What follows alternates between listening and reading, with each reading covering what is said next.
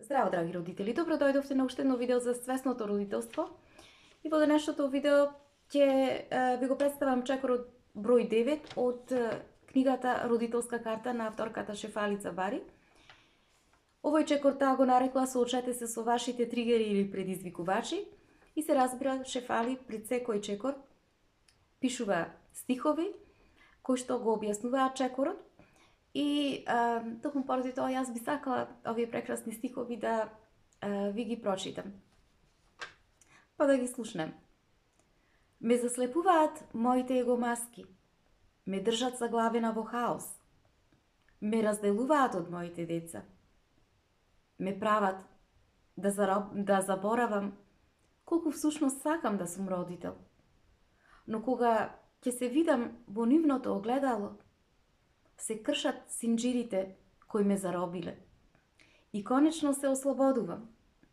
За на крај да ја осознаам убавината што се крие во моите деца.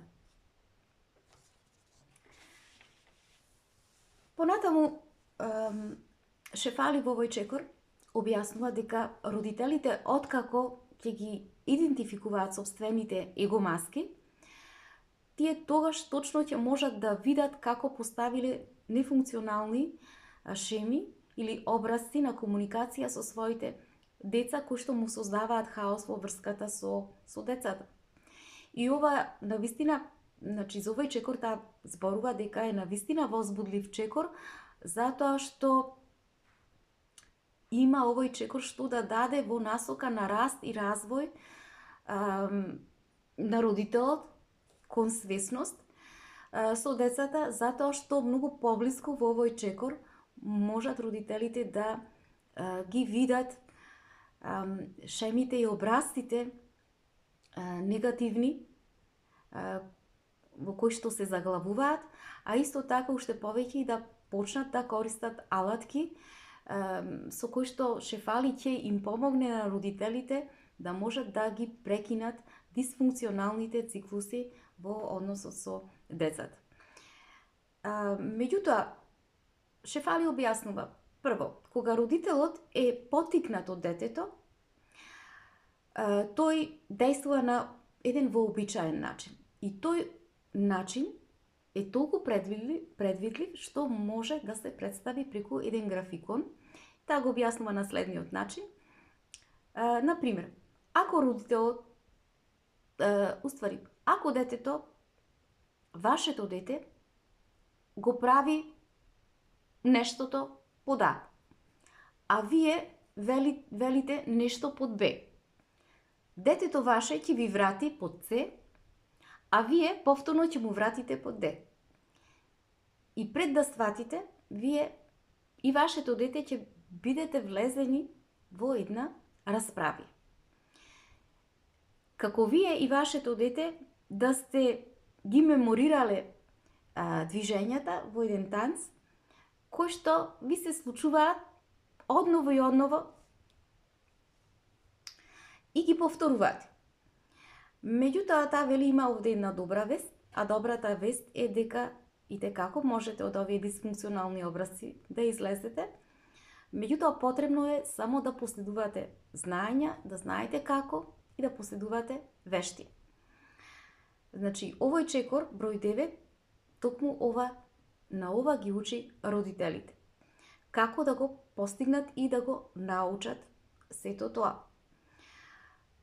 Но, само родителот, кога ќе ги скрши и ќе ги напушти тие негативни образци, тек тогаш тој може да влезе во една нова динамика со своето дете и да состава нови врски.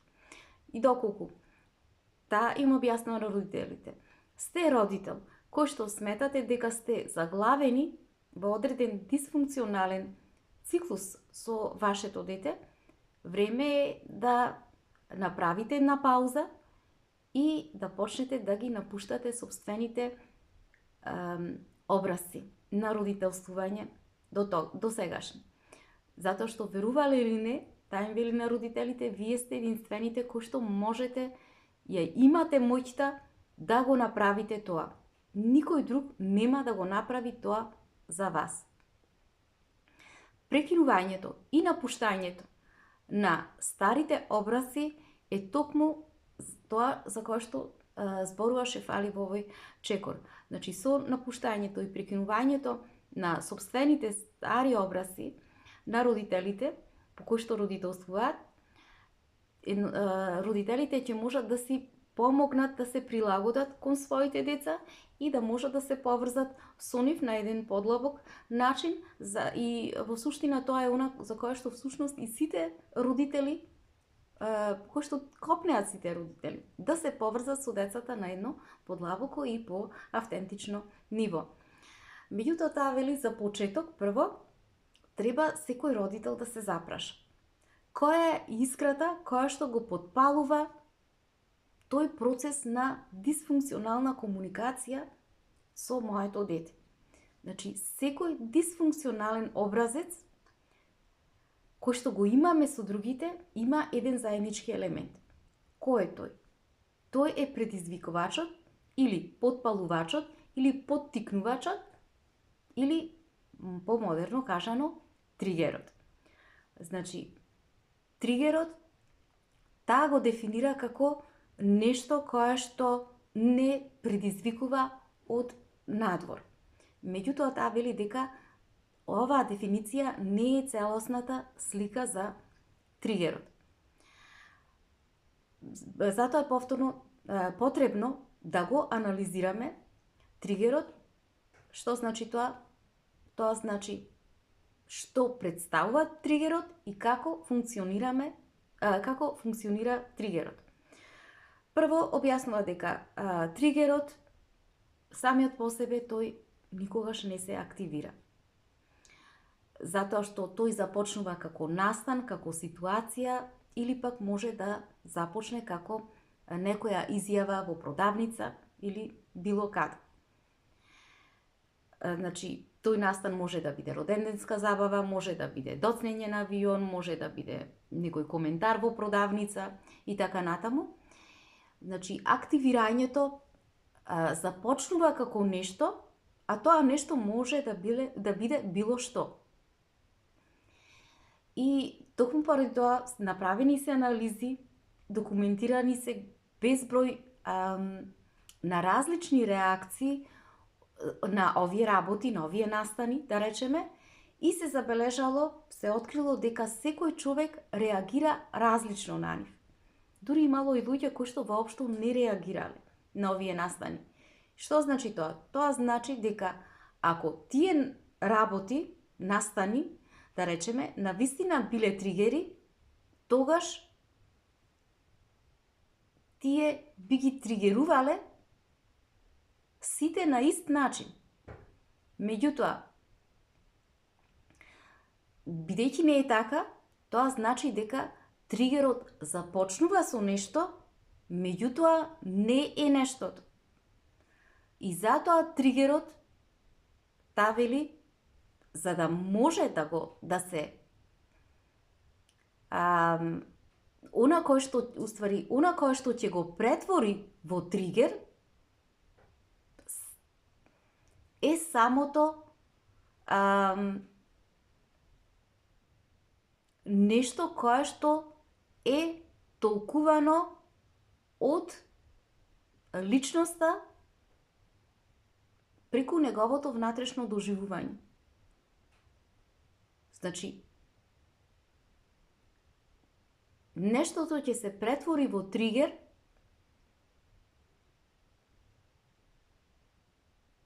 кога тоа нешто се толкува и се метаболизира внатрешно или се доживува од наша страна.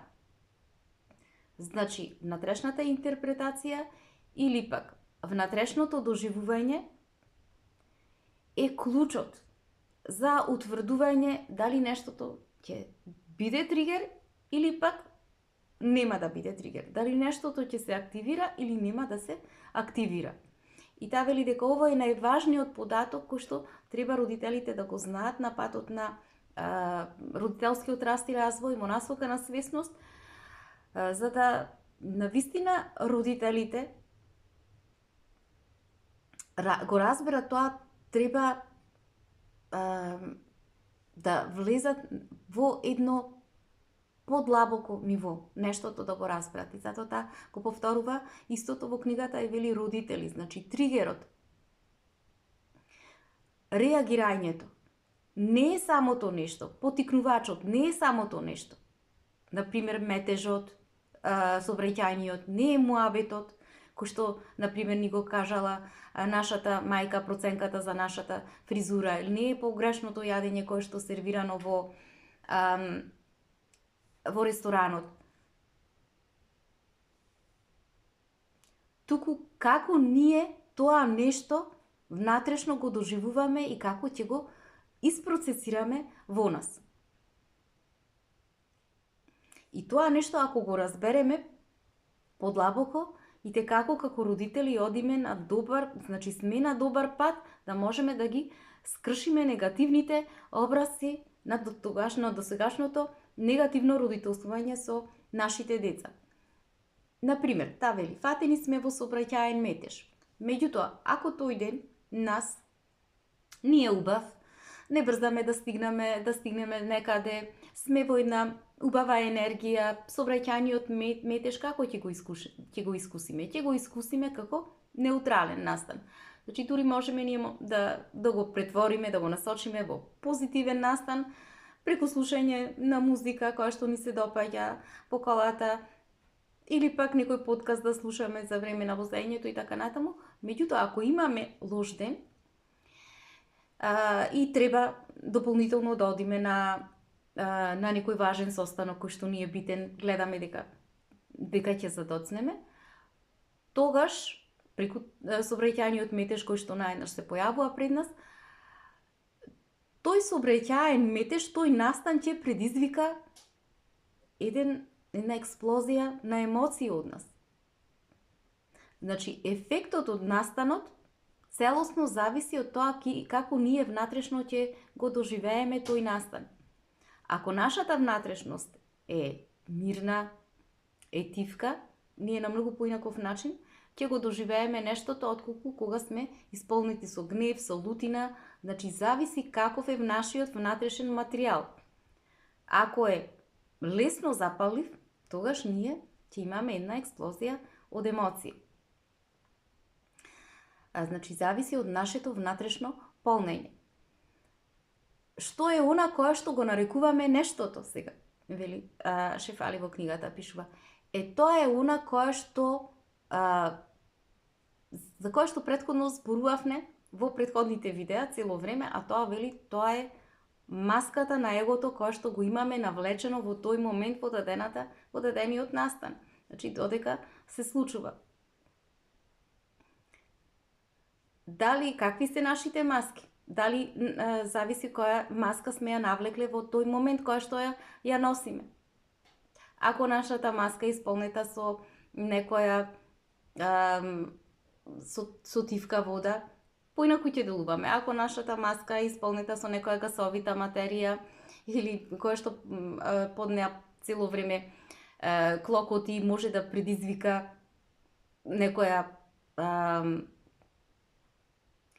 ерупција, и на крај сето тоа може да се случи да се случи и деструкција. Значи, која е вистината за нашите предизвикувачи, за нашите тригери? Вистината е дека тие се всушност само искри, а она што ги трансформира и ги претвора овие искри во нешто деструктивно е само една работа, а тоа е нашето его.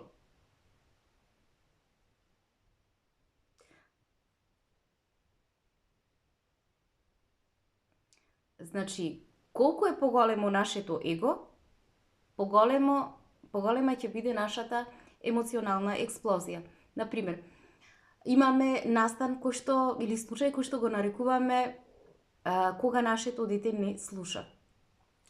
Значи, овој настан го сметаме за неутрален. Детето не го слуша родител. Меѓутоа, што го прави во овој случај да биде, да го претвори во тригер? Се разбира, тоа е родителската реакција базирана врз родителското его. односно како родителот во тој момент го доживува детето. Дали детето тогаш, дали родителот кој што го доживува детето е исполнет во тој момент со љубов и така ќе се погрижи за тој настан,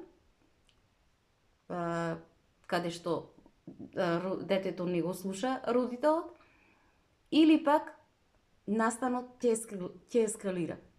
Значи, се зависи од внатрешното полнење на родителот. Се зависи од неговото внатрешно его, што има таму во него. Колку повеќе родителот се чувствува неважен, колку повеќе се чувствува инвалидизиран, колку повеќе се чувствува несигурен. Значи, ова ако е внатре во родителот, толку поголема е силата и брзината на егото со која што родителот ќе се насочи, ќе се појави пред неговото дете. Значи, колку е поголемо егото, толку поексплозивна ќе биде реакцијата на самиот родител во тој настан кој што е пред него во врска со детето. Тоа е се за ова видео, драги родители. Ви благодарам за вниманието и имајте убав ден.